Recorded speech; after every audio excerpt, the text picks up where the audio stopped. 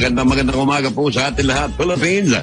Magandang umaga po sa ating magandang bansang Pilipinas. Ako po si Vic de Leon Lima. Ito po ang Servicio Labo sa 882 on a Wednesday. Dali lang. Okay. 2020. Yun. Nadali. At tayo ho tuloy-tuloy sa ating pang-araw-araw na buhay. Kamusta na po kayo? Makulimlim, lagay ng panahon at syempre kasabay po niyan mukhang nakikiramay ho yung nakikiramay ho yung ating panahon sa atin ho mga talaga namang bugbog na bugbog. Ha? Dapan-dapang mga jeepney driver. Hindi ho natin maintindihan meron bang dapat ang balita, hindi na ho nagbabadya Magtataso kagad, hindi na ho nagbabadya. Sure ball kagad Diba? What will happen next week? Dalawa lang yan. Kung hindi mag-oil price hike ng mataas, magbabawas ho ng presyo ng maliit. Diba? Kung hindi ho, dalawa lang yan. Kung hindi ho magtataas next week, kung hindi ho mag-oil price hike ng mataas, magbababaho sila ng maliit. Diba? Ganun ho yun. Yan ho'y bigyan mga bingi yung mga oil companies. Parang wala ho silang, bagay wala, hindi kasi namamasahe yung mga official niyan Yung mga high-end na kotse. Diba? Naka-high-end na kotse yan Yan ho yung mga driver ho yan. And the best part is, may mga gasoline allowance ho yan. Baka nga ho pati mga pamilya kasama mga anak, mga asawa, kasama ho sa gasoline allowance. Sky is the limit. Yun ho yun. Ngayon, kayong mga driver, jeepney driver, kayong mga halos 100 piso na lang ang kinikita at ang ipinaghahanap buhay nyo ay yung mga oil companies at yung mga mabuti na lang. Ang ibang mga operator nagkaroon ho ng konting malasakit at nagbigay sila ng deal na hati sila sa boundary. Pero ang pinagtatrabaho po nila, ito hong mga kumpanya na lang So patuloy pong namamayagpag ang pagyaman po, ang pagkakaroon ng limpak na salapi ng mga oil companies. Diba? Wala ho Pero pagdating ho sa hingian ng increase ng pamasahe, manigas ka. Diba? Manigas kayo. I'm just wondering what the LTFRB is doing. Yung ayuda na sinasabi. Ewan ko, mamaya malaman natin pag nakakuha tayo ng isang talking head. Kung ano pong, yung iba yata nabigyan So, paano yun? Kung kunyari yung budget sa ayuda kunyari 10 piso para sa example lang ho ito, 10 piso para sa lahat po ng jeepney driver. Ang naibibigay pa lang magkano? 5 pesos, 6 pesos, yun na ipapakalat. Paano ho yung 4 pesos? Ang tanong doon, saan ho napunta yun? Ano ba yan? Inuutay-utay? Tayo ho'y nagtatanong lang, liliwanagin ko lang, hindi ho tayo nag-aakusa. Tayo ho'y nagtatanong lang. Same with Department of Agriculture. Mga ayuda bakit ho nyo inuutay-utay? Dahil matatapos na ho ang termino ninyo? Na at the end of the day, baka magkalimutan. Hindi ba? Pag sinabi hong ayuda, kaya ho tayo nagkaroon ng ayuda during the time of the pandemic, dahil ho emergency case, emergency situation, ayuda, tulungan mo, hindi ba? Tutulong ka kasi, magbibigay ka ng tulong kasi may senaryo may nangyayari Lockdown, ayuda, tulong, walang trabaho mga tao. Labas kagad dapat yun, kalat dapat kagad yun, hindi yung pok, hindi yung ganon, hindi yung utay-utay, hindi ba? Para makaagapay, para makasabay. Ngayon yun mga jeepney driver na yan, I can imagine, magkano na mga utang yan sa tindahan, sa sari-sari store. Mapakain lang yung mga anak nila, yung pamilya nila. Pero yung ayuda, bakit napakatagal? Ha? Pero yung at their own, yung pagtataas ng, alam mo, palagay ko, kung pwede nga lang araw-araw, taasan yung gasolina, tataasan nila Nahihiya lang siguro. Baka may katiting.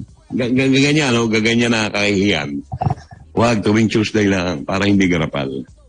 Kaya ang ginagawa nila, super taas, para accumulated yung for the whole week na dapat sana araw-araw. I don't know what they're thinking. I don't know what they're thinking. Is it that really expensive ang langis? Kasi magtataka ka, yung kanilang stock, eto na naman ako, bumili ako nung 1 linggo ng 1 drum na gasolina eh. Binebenta ko yan eh. Pero itong week na ko, nagtaas na pala. Buti na lang nagtaas na. Ang bili ko mura. Ibebenta ko ng mura. Bakit mo sasakupin yung binili mo ng mura sa pagtaas ng presyo? Hintayin mong maubos yung binili mo ng mura. Pag bumili ka ulit at mataas na ang presyo, taasan mo ulit ng konti. Ang problema, hindi ho sila mauubusan ng katwiran. Dahil nga ho yung hidwaan sa Ukraine at Russia, hindi ako magtataka pag sinabing, naku, kulang na ho tayo sa bagoong. Kasi may gera ho sa Ukraine tsaka Russia. Naku, kulang na ho tayo sa tubig kasi may gera. Naku, kulang na ho tayo sa Lahat po ng kakulangan, itinuturo ang Russia o Ukraine. Well, understandably, ang mga trigo, ang harina, well, fuel, yeah, medyo malaki rin ho ang ine-export ng Russia, no? But I mean, is it really that expensive? Wala ho bang, anong ginagawa ng Saudi? Anong ginagawa ng Singapore? Anong ginagawa ng Texas, ng Amerika? Ano ho ba meron well, anyway, katwiran nga eh. Talagang, pag naipilit, ipipilit ho talaga yan. At talaga hong, I don't know, if they're hearing, baka nga ho yung mga official ng oil companies, hindi na ho nanonood ng balita eh. Di ba? Baka hindi na nga ho nanonood ng mga balita. Hindi na ho nagbabasa ng dyaryo yan. Ano ho ang laman ng mga balita? Ano ho ang laman ng mga pahayagan? Hindi ba? Marakulyo mula po sa ating mga jeepney drivers. Marakulyo mula po sa ating mga public transport drivers. Wala na ho. I can imagine. 3 anak mo, ang iuwi mong pera araw-araw, 150 pesos. Saan? Paano ho yung mga nangungupahan? Alam nyo, nakakatakot ho yan. It's a good thing.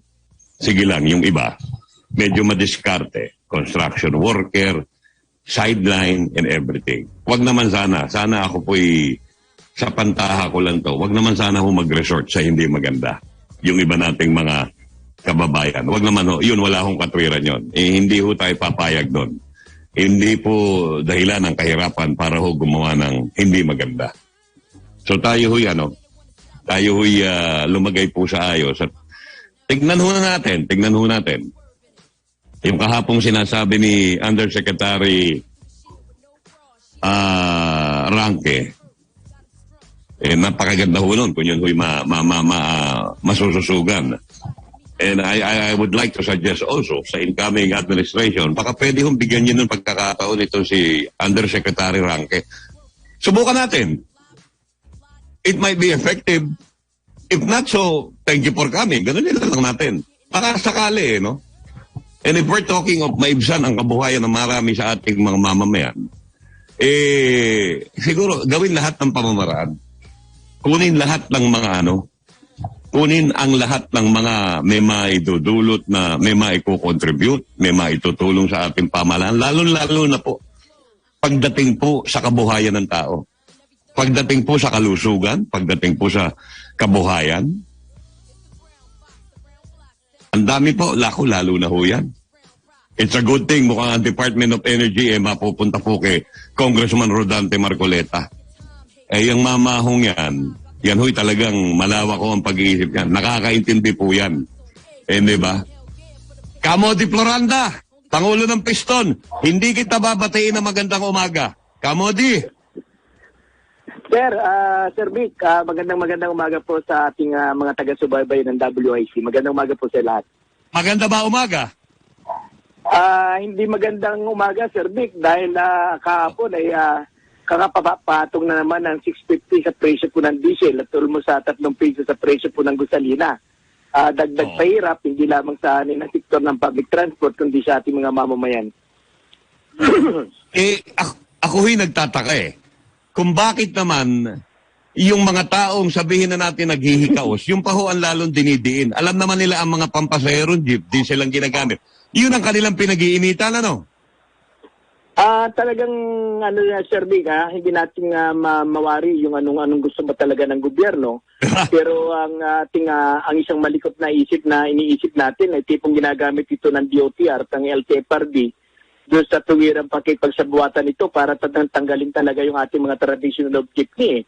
Dahil sa ilalim ng programa ng modernization program, lalo naman natin na gusto ng Administrasyon Duterte at ng DOTR ay pahawakan sa malalaking corporation o malalaking mga dayuhan yung ating muda ng public transport dito sa ating bansa. Kaya Sir Vic, parang hindi malayo dahil lalo na sa ngayon na bakit talagang sektor ng public transport yung pinupukusan na dapat ito yung isa sa pangunahing tulungan ng gobyerno dahil ang public transport service ay katuwang ng gobyerno doon sa usapin nga ng pagpapaunlad ng ating economic, pero walang ginagawang gobyerno para sa ating hanay Hindi, at saka kaya nga kayo binibigyan ng ayuda dahil hirap na hirap kayo Pero it's there is no amount na bigyan kayo ng ayuda araw-araw. Kung araw-araw naman tumataas ang presyo, wala rin Hindi ba? Wala rin.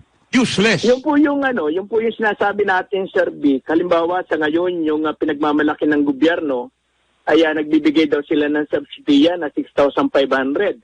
Ay kapag tinignan po natin, Sir Vic, kami ay nagkukonsume halimbawa ng 20 liters, yung pinakamaiksing biyahe na, ay almost 1,200 pesos kada araw yung aming consume. Kaya yung 6,500 ay magagamit mo lamang sa halos 4 na araw. Ay kung nagkukonsume naman kami ng halimbawa ng 30 liters, yung mga biyaheng Antipulo Cubao ay 30 liters per yan, ay halos ang nawawalang kita ng mga driver dyan ay umaabot po ng 470 kada araw yung direct na napupunta sa usapin ng buwis ng produktong petrol. Kahit wala pong pag tingnan natin nga service, yung ayuda, yung subsidiya na hindi namin makita kung saan napupunta dahil ang isang malaking problema service hanggang sa ngayon, hindi naman natin sinasabing zero pero bati sa mga datos sa baba hanggang sa rehiyon ay minimal lamang yung nakakatanggap na sinasabi nilang subsidiya.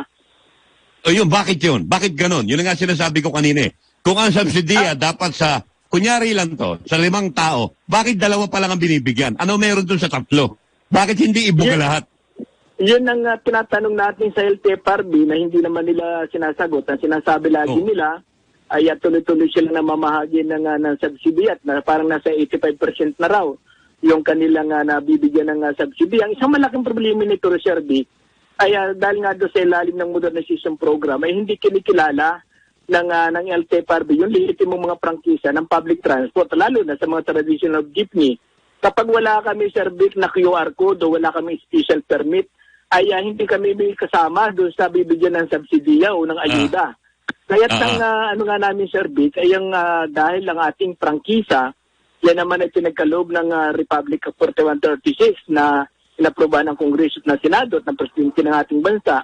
Yung pong QR code at saka yung special permit, isang executive order lamang ng DOTR. Kaya ang sinasabi nga po natin, ay baka pwedeng kilalanin muli ng LTFRB at ng DOTR, ng gobyerno, yung mismong lehitimong prangkisa ng ating public transport. Saan ho ba kinukuha yung QR code? Ibig nyo sabihin, pag wala kayong QR code, hindi nyo kailangan ng ayuda. Ganun ho ba yun? Ano ho ang kaibahan? What is the big deal about QR code? Ganun po ang lumalabas, Sir Vic, dahil ang kinikilala ng LTFRB nga ngayon ay yung temporary, yung QR code o special permit na sinasabi nga natin. Ito isang executive order ng DOTR. Bakit hindi respetuhin ng DOTR at ng LTFRB? Yung lehitimong pinagkalob ng sa ilalim nga po ng batas ng Republic of 4130 na sinasabi doon ay allowed yung mga operator na magano ng prangkisa sa loob ng 5 taon at ito ay renewable basta't nasa maayos na condition yung ating public transport. Kaya yun po yung isa nagiging malaking problema, Sir Vic. Tapos pangalawa, ang isa nagiging problema dito, itong subsidy, yung fuel subsidy, ay dapat ay direct ito sa mga driver. Dahil nagiging tendency pa ito ng away din ng driver at operator. Dahil ang sasabihin ng operator, mataas ang pyesa. Ayan, sasabihin naman ng driver, kami po nagkakarga ng krudo kada araw. Kapira lang, Sir B, kung ikaw ay driver operator, ikaw may-ari ng jeep, o ikaw may-ari ng UB, ikaw ang bumibiyahe, ay marapat na ikaw yung makatanggap. Pero kung ikaw ay operator, na hindi naman lumalak na sa produksyon, nag-manage na lang yung negosyo, ay marapat na driver talaga yung makakamit ng sinasabi nilang subsidy. Bagamat hindi ito ang magre-resolve doon sa kabuang problema nga po ng hahanin ng ating public transport. Alam nyo, Kamodi, sa araw-araw na lang na ginawa ng Diyos, wala eh. Parang bumabagsak ho sa kawalin tenga yung inyong mga panawagan, yung mga inyong hinanaing eh. Hanggang kailan ho ito? Matatapos na ho ang administrasyon ng mga nakaupo ngayon. Paano yun kung hindi maipamahagi ng buo yung ayuda, yung pera? Ano ho mangyayari dun sa pera? Ang sinasabi ng LTFRB, pag hindi naman ipamahagi daw yan, ibabalik naman sa National Treasury, ano? Yun naman yung ano. Pero bakit hindi ipamigay? Ang niya po nagiging problema ay una ay mabagal yung proseso na ginagawa ng LTFRB. No, dahil ang isang mga karasan namin, Sir B, kat na po yung halimbawa ay mga operator, ay meron po sila mga pantawid pasada card na pinagkalob naman ito ng LTFRB. Pero nagiging problema kapag sila po ay pumunta ng gusalinahan, ang sinasabi sa kanila ng gusalinahan ay wala pong laman yan, balik po sa LTFRB, balik po sa land bank, tanongin po bakit walang laman. Kaya talaga nagsasaper na yung maliit na ayuda, ay lalo pa nagsasaper yung hanay ng sektor ng transportasyon. Parang masakit pong tingnan na bagamat hindi naman natin sinasabing tayo na mamalimos, yan naman ay tungkol sa responsibilidad ng gobyerno dahil doon sa malaking buwis na binabayaran ng ating sektor. Ay, Sir Vic, ay kada araw ay 363 pesos po ang direct na buwis ng isang driver sa ating pamalaan. Na kung tayo po ay nagkukonsume ng 20 liters at kung tayo naman ay nagkukonsume nga ng 30 liters, 470 kada araw yung ating buwis. Malutong po, Sir Vic, na mas malaki yung ating buwis sa doon sa binibigay ng gobyerno kasi sa loob po ng 30 days, Sir Vic, ay malutong na 8,400 pesos yung direct na buwis ng isang driver sa usapin po ng fuel buwis. Masarap-sarap na ho na ulam yon sa loob ng isang buwan na mga pamilya ng jeepney driver, yung 8,004. Opo, kaya sabi nga po natin, Sir Vic, ay kung ang layunin talaga ng gobyerno, batay sa kanilang mga propaganda, gusto nilang tulungan ang sektor ng public transport. Ang lagi nating hamon, bagamat matatapos ng termino ni Pangulong Duterte, hanggang June 30 na lamang, ay marapat at may kakayanan pa na maglabas ng isang executive order na para suspindihin man lamang yung implementation ng mga buwis sa produktong petrolyo. Kaya sabi nga natin ay baka pwede naman siya mag-iwan ng isang magandang halimbawa sa mamamayan. Alam niyo, Kamodi, in fairness to the President, sa tingin niyo ho ba tama ang impormasyon na nakakarating kay Pangulong Duterte? That's my concern. Dalawa pong panig yan, Sir Vic eh. So, tama o hindi tama.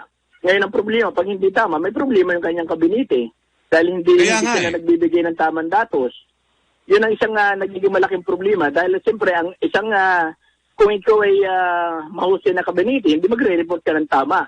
Lalo na kung sa kalagayan po halimbawa ng Department of Energy.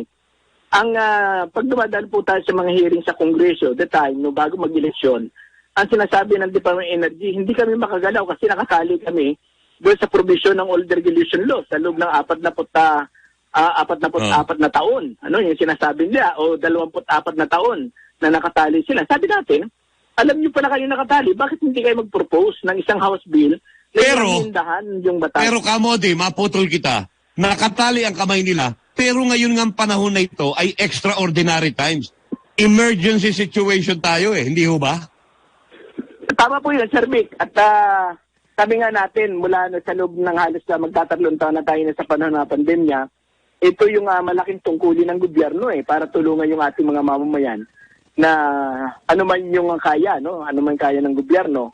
At talagang sabi nga natin, sa loob po ng panahon ng COVID natin dito sa ating bansa, ay talagang hinahamon niya natin ang administrasyon na maglikha talaga ng mga batas na magsisilbi sa interes, hindi lamang sa sektor ng transportasyon, kundi sa lahat ng mga mamamayan.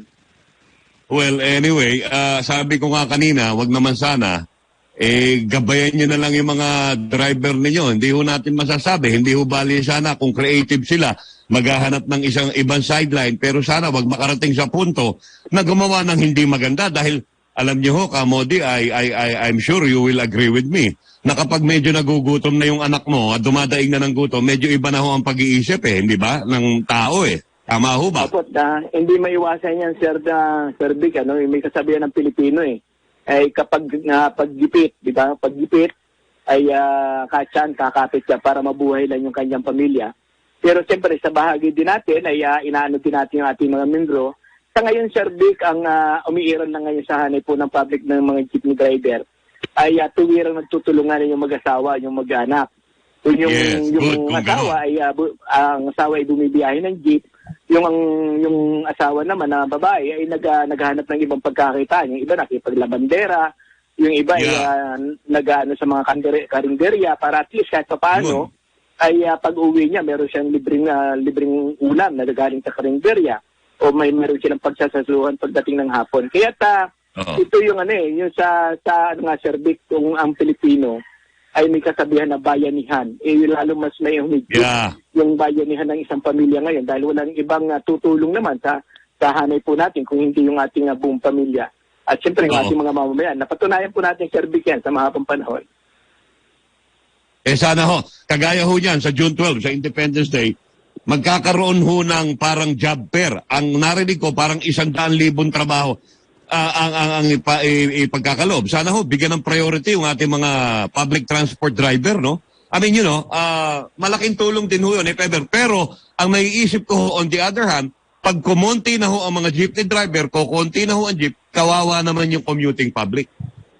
Totoo yan, Sir Vic, at talagang makikita natin yung iba sa isang estado, dapat ang isang pinoproteksyonan ng gobyerno yung public service, yung public transport. Oo, mas transport. Kasi ito nga yung katuwang ng gobyerno. Sabi nga namin, ang sektor naman ng public transport hindi naman kaaway ng gobyerno, kundi ito ay katuwang sa pagpapaunlad ng ating ekonomiya. Dahil ang mga driver na naghahatid ng mga manggagawa sa kanilang paruroonan, ang mga driver na naghahatid ng produkto mula sa kanayunan patungo sa pamilihang bayan. Kung ang layunin ng gobyerno ay paanla rin talaga yung ating ekonomiya. Ay dapat Kamodi, huli na lang. Opo. Huli na lang. Ano ho ang plano nyo ngayon? May tigil pasada ba? May kung ano ba? Ano ba? Tayo po ay tuloy-tuloy naman tayong kumikilos, tuloy-tuloy tayong nagpapabot sa pamahalaan. Kahapon nga naglunsad tayo ng picket rally sa harapan po ng Petron para kundinahin nga po itong pagtaas ng presyo ng petrolyo. Yung tigil pasada, Sir Vic, ay yan ay nasa ilalim naman ng 87 Constitution, sa ilalim ng Bill of Rights, na ito ay pinapayagan. Pero sa ngayon, Sir Vic, ay masusi po nating pinag-aralan, lalo na sa ganitong kalagayan po natin. Okay. Kamodi, maraming salamat. Good luck po sa atin lahat. Mag-ingat po kayo. Ingat po. Maraming salamat, Sir Vic, at palagi po tayo mag-ingat. Magandang umaga po. Alright, salamat po. Salamat po si Modi Floranda, Pangulo po ng Piston, 10:30 in the morning. Babalik po ang Servisyo Lubos sa 882. Servisyo Lubos sa 882. Alright, dumako lang ho tayo sa isang, napakalungkot po na balita. Ito yung nangyari sa lalawigan ng Albay. Nasa linya ho natin, si Ginang Francia Beherabo, no? Aling Francia, magandang umaga ho. Magandang umaga rin po, Sir Vic. Opo, ano ho apelyido nyo? Beherano, Beherabo? Beherano po, N-O. Beherano, ma'am. Beherano. Okay. Opo. Kamusta na ho kayo? Ito po, nagluluksa. Sobra pong... Ilang taon na ho ilang taon na ho si Ria? 22 years old po. Graduating po siya ngayong graduating po siya ng 4 years course. Graduating ng? Accountancy po siya. Alright. At siya ho'y cum laude to be, no? Dapat, Opo, sana po. Opo. Maitanong ko lang, mawalang galang na po. Opo. Kailan niyo ho ba huling nakita anak ninyo? Kailan ho nangyari yung insidente? Ganito po yun ang nangyayari. Go ahead, ma'am. Nagsabi sa akin yung anak ko, mapunta ako ng bayan dito po sa Bakakay. Kasi magkakasama. Kailan po yun? Nung Sunday po. Mga Okay, go ahead. Past 5:10. Tapos po, nung time na to, sabi niya, sige, sabi ko ihatid kita kasi kami po, malayo po kami sa kalsada. Bali, ang daanan namin talaga, yung Makahoy.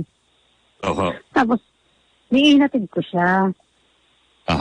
Pero hindi ko siya totally talaga naihatid dun sa pinaka... Anong oras niyo siya hinatid? Mga 5:10 po ng hapon. Papagabi na.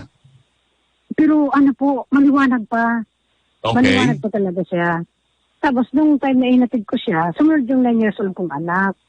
Parang yung nag-iinarte-arte. Sabi niya, sige na ma, huwag mo na akong ihatid. Kasi, uwi na kayo. Kasi, maliwanag pa naman. Okay. Tapos, nung tempong yun, sabi ko, sige. Kasi sabi niya, maliwanag pa naman. Sige na, pumunta na siya doon. Pero, ano lang po, bali, doon po sa may pili, tatalikod po lang namin. Ngayon, wala man lang po akong narinig na nakasabi ko sa time na yun na siya yung inatak ba naman kasi yung leg niya eh. Wala man lang. Meron ho ba siyang mga manliligaw? Meron ho siyang ba mga barkada? Wala, kasi hindi naman to para alas. Wala itong ginawa ko. Nandito lang ito sa bahay. So, anong oras ho na medyo ninervyos na ho kayo? Di pa siya umuwi. Anong oras na nung linggo? Mag-alas 9 na. Kasi, ganito yun. Kachat niya kasi yung anak ko, yung isa nagtatrabaho sa bayan. Na umuwi niya, mga alas 9 na. Nag-chat daw sa kanya si ate niya, na dadan ako sa'yo dyan. Siguro, naging kampante din ako kasi, sabi ko sa kanya, sabi niya kasi, pero ang sabi niya sa akin ng anak ko, ma, uwi din agad ako. Tapos, nitinat ko, sabi ko, sige, be, kapag nandito ka meron siyang cellphone. Sunduin kita, mag-chat ka lang sa akin, kasi hindi ko po ito pinapabaya. Anong oras ho yun? Yung nagte-text kayo? Yung hinatid ko siyang hindi na kami magkasama. Naghiwalay na kayo? Opo, naghiwalay. Sinat ko na siya ulit. Pero, hindi na niya po yun nasin. Sino ho itong tao? Kilala niyo ho ba itong tao? Opo, meron na po siya. Ano na siya po? Kumbaga sa kumpirmado na po na siya. Ariel Marbilla. Ariel Marbilla. Sino ho ito? Tigaron ho ba ito sa lugar ninyo? Kilala ho ba ninyo ito? Kilala ng anak ninyo? Taga hindi po yan. Sabi nga ng anak kong panganay na lalaki, classmate niya daw po yan. Oh. Ano ho ang hanap buhay ng Marbilla? Wala po. Kasi magnanakaw daw po yan talaga. Pasaway talaga yan. Yun po talagang niya. Pasaway talaga. Magnanakaw po talaga yan. Okay. So ngayon ho, paano nyo hong nalaman na yun ho ang pinaghihinalaan? Kasi po, nang Sunday daw po, nakita yun, nagpasaway po daw dyan sa Tiagaw. Kasi doon po yung sinabing Tiagaw, may paliguan yan. Okay. Sabi, nagwala daw yan. Tapos, umuwi sa bahay kasi sabi ko baka gustong gumante. Pagbalik niya may dalang itak. Yun siguro yung tagbong nakasalubong niya yung anak ko. Pero nung tumalik ako, hinatid ko po siya, wala talaga akong narinig. Siguro sabi ko, yung bibig niya, yung tinakpan niya. Kaya wala akong marinig kasi malapit lang, patatalikod ko lang po eh. Dahil yung pong pasintabi na ho, nanay, yung pong kinatagpuan sa anak ninyo, malapit lang sa bahay ninyo? Malayo na po. Kasi malayo na? Oo, malayo na po. Wow. Ilan ho ba ang anak ninyo, Aling Francia? 4 po anak ko. Pangilan po si Rhea? Pangalawa po siya. Siya po ay isang student assistant sa Divine. Tapos magandang eskwela. Divine Word. Oo, Divine Word College po. Kasi po, siya po sa sarili, student assistant, working student po siya. Yes. Habang nag-aral po siya, nagtatrabaho. Tapos nung time po nag-pandemic, wala po siyang, hindi na po siya, kasi pandemic nga po. Pandemic? Oo. Ibig sabihin, nakakatulong siya sa inyo? Opo, sobra po. Kasi nga, nag-aaral po siya, yun po nagbibigay po sa akin ng pera. Nag-maintenance kasi ako ng gamot. Tapos, nung time po second year na po, di August yun, diretso po, wala siyang, nag-summer job po siya dyan sa Divine, sa accounting office. Nag-summer job po siya ng 5 months. Yeah. Tapos, enrollment na naman, start na siya. Trabaho na po siya. Nung nag-online na po siya, online class. Alright. Sabi niya, ma, online class lang naman na, ma. Ano kaya ako magtrabaho ulit ako? Sabi ko, saan ka naman napakasipag mag-aral. Nag-apply po siya sa Dole. Nakapasok po siya sa Dole. Wow. Matalino nga eh. Opo. Anyway, moving forward, Aling Francia, sino na ho ang kaugnayan ninyo mga otoridad? Sabi po, dito po sa PNP Bakakay po, sabi naghahanap din po sila, hindi rin tumitigil, pero talaga pong madulas siya. Hindi mauli-huli po. Alam nyo, wala hong forever eh. Wala hong, ang lahat po may katapusan eh. Ibig ko sabihin. Kayo po ba, well, I'm sure naman ang ating mga kagawad ng pulisya dyan sa Bakakay, no? Bakakay po kayo, no?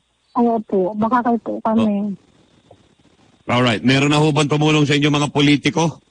Meron na ho ba kayo nilapitan ng mga alkalde or congressman or whoever? Wala naman po. Kasi lumapit na ho ba kayo sa NBI? Ano lang po, hindi po. Sa police lang po, police station. Hindi lang po kami sa Bakakay. Apo. Sino po ang tumutulong sa inyo? May asawa po ba kayo? Opo, may asawa po ako. Asan po asawa nyo? Dati po sa Maynila siya. Parang hiwalay na nga po kami. Ngayong nalaman niyang ganito nangyari sa anak niya, umuwi rin siya. Opo. Andyan po siya ngayon?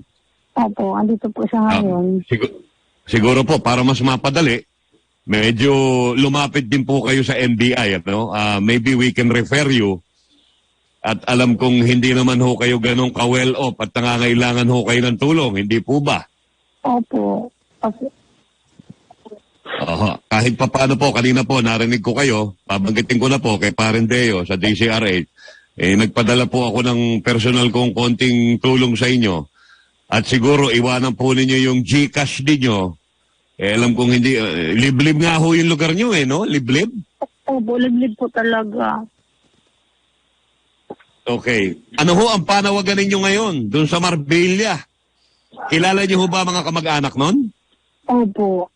Dati pong, yata po yan ng dating ex-kapitan, ako yata po yan. Ng ex-kapitan dito.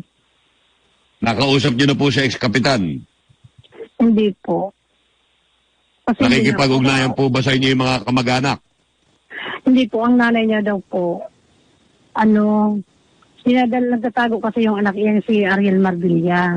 Ang nanay niya, dinadalan pa daw yun po ng pagkain. Dinadala nung nanay? Oo, consider po ang nanay. Oh, okay. Siguro maipapayo ko po sa inyo, subukan nyo rin lumapit sa NBI. Pero yung po, hindi rin po tumitigil talaga pong imaano sila eh. Po. Napakalungkot to, Aling Francia, no? Dahil, hindi ho dapat ganun eh. Hindi ko alam kung anong sasabihin ko, pero kung nakikinig ho yung pinaghihinalaan ninyo, ano po ang gusto nyo sabihin sa kanya? Sabihin nyo kung anong gusto nyo sabihin. Pwede ho rito. Go ahead, ma'am. Ako po'y nagmamakaawa sa iyo. Sumuko ka na. Panagutan mo ang ginawa mong kriminal. Sobrang ginawa mo sa anak ko. Grabing ginawa mo. Hindi makatawa yung ginawa mo kasi pinitak niya yung batok, pati liig, yung kamay ng anak ko, naputol. At ulit na lang yung nagsisilbing para hindi talagang totally naputol yung ulo niya.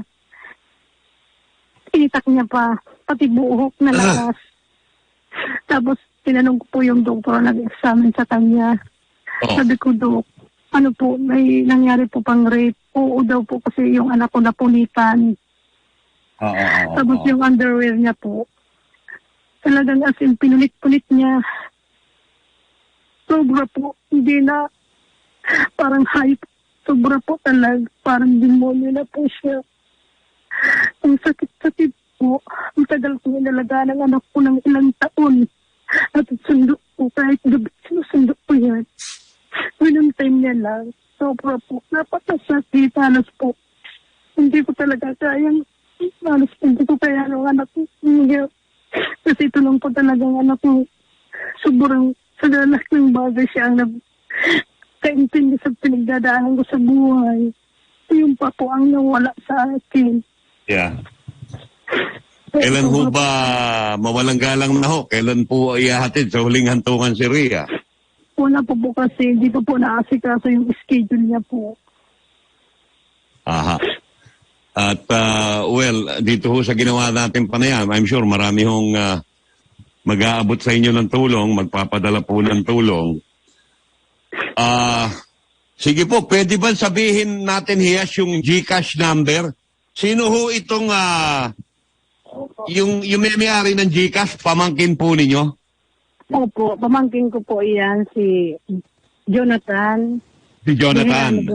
Opo, pamangkin ko po iyan. Okay, walang galang na ho ulit. Ina-update naman kayo sa mga pumapasok na pera. Opo, kasi kapatid ko po iyan. Sige. I-announce ko yung yung GCash doon ho sa mga nakikinig. Kahit papano, I mean, wala na rin tayong magagawa. Pero maibsan man lang po yung pakiramdam ni Aling Francia, makabawas po sa kanilang dinaramdam, yung pong pag-aasikaso ng paglilibingan, yung pong serbisyo. Saan po nakaburol si Rhea, ma'am? Dito po sa bahay namin. Sa bahay nyo? Nandiyan po ngayon? Opo. Alright. Ang GCash number ni Jonathan Beherano. Beherano po. Beherano. Beherano Buneo. Ang spelling Bejerano. Beherano. Bejerano. Parang ganon. Parehas po ng apelido ko kasi ang nanay niya, saka ako magkapatid. Ang tatay niya, saka asawa ko magkapatid din po. Okay. Ilang taon na ho yung Jonathan? Ilang taon ka na? 20. Anyway. 20 daw po. 20 years. Andiyan ba si Jonathan? Opo, nandito po siya. Kausapin ko. Opo. Hello po. Jonathan, magandang umaga sa'yo. Nakikiramay ako, ha? Opo. Alright. So, Jonathan, yung mga nagpapadala ng tulong, dumarating na, no? Nakikita mo na, no? Opo. Okay. Paki-announce mo, Jonathan, yung iyong GCash. Baka may mga nakikinig sa atin, magpadala ng tulong man lang. Makabawas man lang sa dinaramdam nyo ngayon. Jonathan Beherano, ano ang GCash number mo? Sa mga gusto pa pong magbigay ng tulong po, ito po yung GCash number ko. Jonathan Beherano Buneo po yung pangalan, then yung number po is 0932 130. Dandan. 0932 130 278 po. Alright. 0932 130 278 po. Alright, uulit-ulitin natin yan. Ito po yung GCash ni Jonathan Bejerano. Sabihin na natin Bejerano para madali maintindihan nila. It's Bejerano. It's Bejerano. Tama, di ba? Apo. Okay. 0932 213 0278. Apo. Alright. Sige. At I'm sure maraming tutulong sa inyo dahil nga, karimari-mari mo. Yung naganap sa pinsan mo, Jonathan, ano? Apo. Nakikirami kami, ha? Sige, pakausap ulit kay Aling Francia. Okay po, maraming salamat po. Sige po. Hello po, sir. Sige, Aling Francia, manawagan po kayo sa ating mga kababayan at lalo-lalo na ho, ulitin niyo yung panawagan ninyo doon sa pinaghihinalaan po ninyo. Aray ko. Sana po sumuko na kayo para naman bago man lang ilibing itong anak ko. Pabigyan ng hustisya sa ginawa niyong krimen. Huwag na kayong magtago. Kasi panagutan niyo sa batas ang ginawa niyo sa anak ko na isang iglap lang na sobrang hirap na dinaanan ng anak ko, sakripisyo para makatapos siya ng pag-aaral niya. Inantay mo lang. Kaya nagmamakaawak sa'yo. Sumuko ka na. Wala rin patutunguhan ang pagtago-tago mo. Aling Francia, ako po, nakikiramay po sa inyo, 10 po ng aking mga pamilya at mga mahal sa buhay, pati ang himpilan DWIC. Mag-iingat po kayo at magbabalitaan po tayo ulit, ha? Ingat po kayo, Aling Francia. Salamat po. God bless. Salamat din po. God bless din po. Alright, maraming salamat po. Yan po si Aling Francia Bejerano. Yung ina po ni Ria na supposed to be gagraduate po ng cum laude accounting sa Divine Word. Sa Legazpi yata yun, no? At doon po sa mga gustong tumulong, again, nako po, ipadala nyo lang po kay Jonathan Bejerano, 0932-213-0278. 0932-213-0278. At alam naman ho natin na hindi po ganun ka naman kami kaya pamilyang yan. Makatulong po tayo kahit papano. Dito po kay Aling Francia. Alright, moving forward, report muna tayo. Luzon ng Maynila, Patrol 5. Balingaya, go!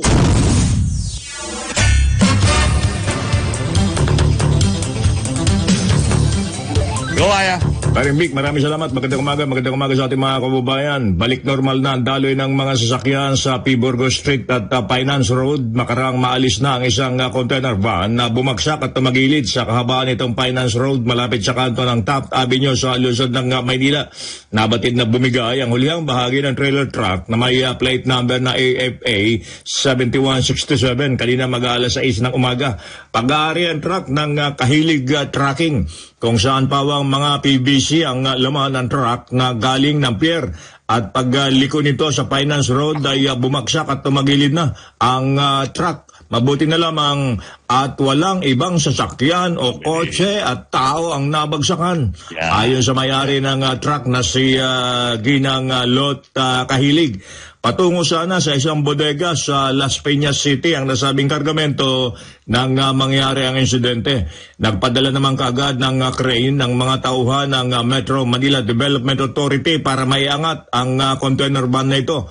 Hindi naman mahagilap ng may-ari yung truck driver na si Napoleon Fuentes na biglang nawala at nagtago na matapos mangyari ang insidente. Ito si Patrol number 5 ay pangkatulad siyempre elemental ng lakas, DWIC.